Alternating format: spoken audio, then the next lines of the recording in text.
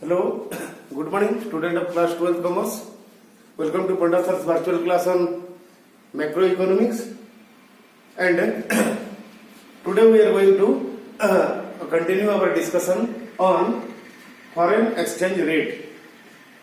So yesterday in our video we discussed about what is foreign exchange and what is the meaning of foreign exchange rate, and different mechanism, different ways how in the international market foreign exchange rate between two different countries are determined. And today we will be discussing the sources of demand and supply of foreign exchange. Why? Because in flexible exchange rate system and the system where Reserve Bank or Central Bank controls or monitors the demand supply equation in order to avoid appreciation or depreciation, that is managed floating rate system. These two systems are popular, and in both the systems what happens, the market forces of demand for foreign exchange and supply of foreign exchange interact with each other and determine what the exchange rate would be. That's why we must clearly know different sources why foreign exchange is demanded in a country and what are the different sources from where foreign exchange comes into the country. So first we will discuss demand for foreign exchange. What are the reasons that the demand for foreign exchange arises in a country? For example, in our India, we need US dollar, and US dollar is foreign exchange for us. So why in India, why people of India, why the government of India need US dollar? That is the source, the determinants of demand for foreign exchange. So the first point is we require or we demand foreign exchange, that is US dollar, because we have to entertain our import of goods and service. Import means buying from other countries. India needs to buy different things, and India needs to take different services from foreign. And when that doesn't come in free of cost, that's why we need to pay them. But we cannot pay them in rupees. We have to pay, suppose we are buying something from US. Then we have to pay in dollar, and here arises the demand for US dollar, that is demand for foreign exchange. So to entertain our import, buying from other countries. Second point is to entertain tourism.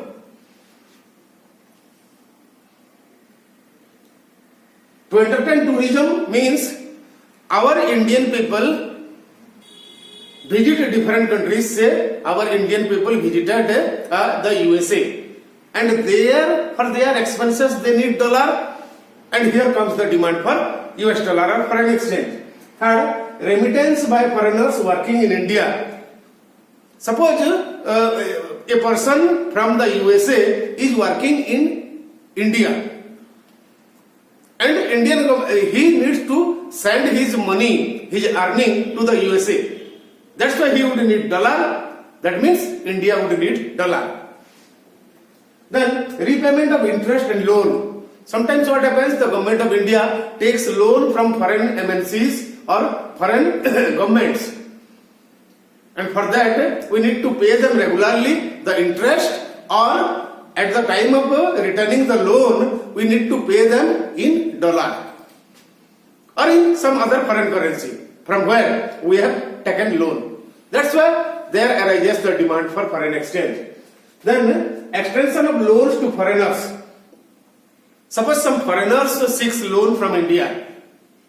Suppose a person, an investor from the USA needs or want to take loan from India. So obviously he would take the loan in terms of dollar, not rupees. That's why India would need dollar. Then these five are the reasons why the government of India, or Indian economy, need foreign exchange, or in our example dollar. So what is the relationship of quantity of foreign exchange and price or foreign exchange rate? Quantity demanded for foreign exchange and rate. You can see the curve is a negatively sloped one. That means both the variable has a negative relationship. That means when foreign exchange is R, OM amount of foreign exchange or dollar is demanded. When foreign exchange rate rises from, price of foreign exchange rises from OR to OR1, the demand for foreign exchange shrinks. And on the other hand, when the foreign exchange rate falls, the demand for foreign exchange rises. Thus we can establish the price of foreign exchange, that is dollar, and quantity demanded for dollar has a negative relationship with each other. The diagram shows this thing. Relationship between quantity demanded of foreign exchange and the price of foreign exchange. Then come to the other point. Here are some sources where foreign exchange comes into our economy. The supply, sources of supply of foreign exchange. So the first point is exported EDC. Just the opposite of demand factors are supply factors. So first one is exports of goods and services. When we sell our product to USA, then the buyer from USA pays in dollar and into our economy dollar comes. That is one of the sources of supply. Then foreign tourists in India. When foreign tourists come to India for their expenses, they convert their dollar into rupees, and this is the second sources that where from dollar comes into our economy. Then remittance by Indians working in foreign. Suppose an Indian is working in USA, so he will get his salary in dollar, and he would exchange the dollar. When he comes to India, he would exchange the dollar into rupees. Thus, that is the third sources of supply of foreign exchange into our economy. Then FDI, that is foreign direct investment by MNCs, that is multinational corporations. Multinational corporations from foreign, when they invest in India, that is one of the another source where supply of foreign exchange comes to our country. Then portfolio investment by foreigner. You need to understand here what is exactly the meaning of portfolio investment. When a foreign investors doesn't buy the entire that company, but purchases some percentage of shares of a company, Indian company or Indian enterprise, not 100% buying, it is only a percentage buy. So when foreign investors buys some shares from Indian companies or organizations, that investment by the foreigner is called portfolio investment. And while doing portfolio investment, the foreigner brings dollar, and that is yet another source how dollar comes into our economy. Then the last one is deposits by NRI. Who is an NRI? Non-residential Indian. So some people who are doing business in other countries and stays there, but still they are Indian citizens. Such people are called NRIs, non-residential Indians. And they earn there in terms of dollar. So when they deposit or brings their dollar into India, that is yet another source of supply of US dollar or foreign exchange into our economy. So this is the different sources of supply of foreign exchange in our example dollar. How dollar or foreign exchange comes into our country. These 6 points. Now let us see the relationship between the rate or price of foreign exchange and its supply. H, the law of supply states, higher is the price, higher would be the supply, lower is the price, lower would be the supply. Thus, there is a positive relationship between price of foreign exchange and the supply of foreign exchange. As you can see in this diagram, when OR is the price, OM amount is supplied. So when price rises from OR to OR1, the supply rises from OM to OM1. And on the other hand, when price falls from OR to OR2, then the supply also shrinks to OM2 from OM1.